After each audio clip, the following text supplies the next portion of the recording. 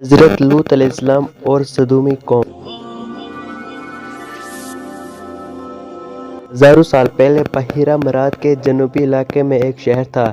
یہ شہر صدوم کہلاتا تھا اور یہاں کے باشندے صدومی کہلاتے تھے۔ یہ پرلے درجے کے بدکار، بے ایمان اور بڑے ہی ظالم لوگ تھے۔ وہ ہر کمزور پر ظلم کرتے تھے اور نوعمر کی غریب اور مسافر لڑکیوں کو اپنا غلام بنا لیتے تھے۔ اور ان کی ہدایت کے لیے اللہ تعالیٰ نے حضرت لوط علیہ السلام کو اپنا رسول چنا۔ حضرت لوط علیہ السلام حضرت ابراہیم علیہ السلام کے بھتیجے تھے۔ حضرت لوط علیہ السلام انہیں سیدھا راستہ سمجھانے کی کوشش کرتے، لیکن وہ لوگ آپس میں کہتے کہ کیوں نہ ان کو اور ان کے گھر والوں کو شہر سے نکال دیا جائے۔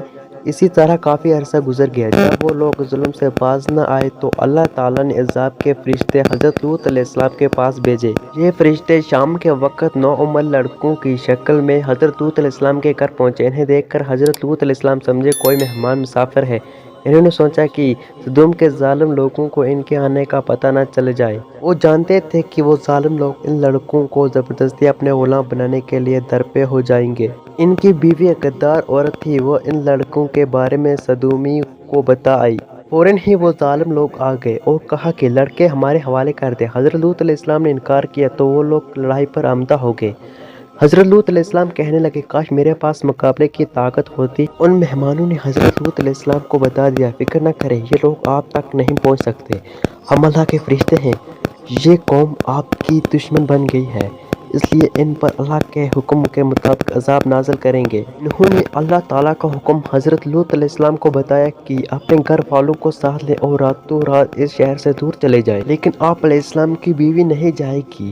حضرت لوط علیہ السلام گھر کے لوگوں کو لے کر نکل آئے اور غدار بیوی کو کچھ نہ بتایا حضرت لوط علیہ السلام اور ان کے ساتھی تیزی سے چل پڑے۔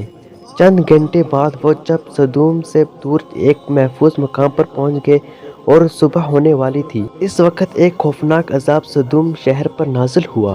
یہ ایسی ڈراؤنی چنگاڑ تھی جیسے کوئی آتش فشاں پھٹ پڑے۔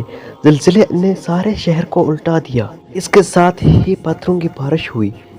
یہ سارا عذاب اتنا اچانک آیا کہ ان نافرمان ظالموں کو بچ کر نکل بھاگنے کی مہلت ہی نہ مل سکی اور وہ مارے گئے، اور ان میں حضرت لوط علیہ السلام کی غدار بیوی بھی ہلاک ہو گئی۔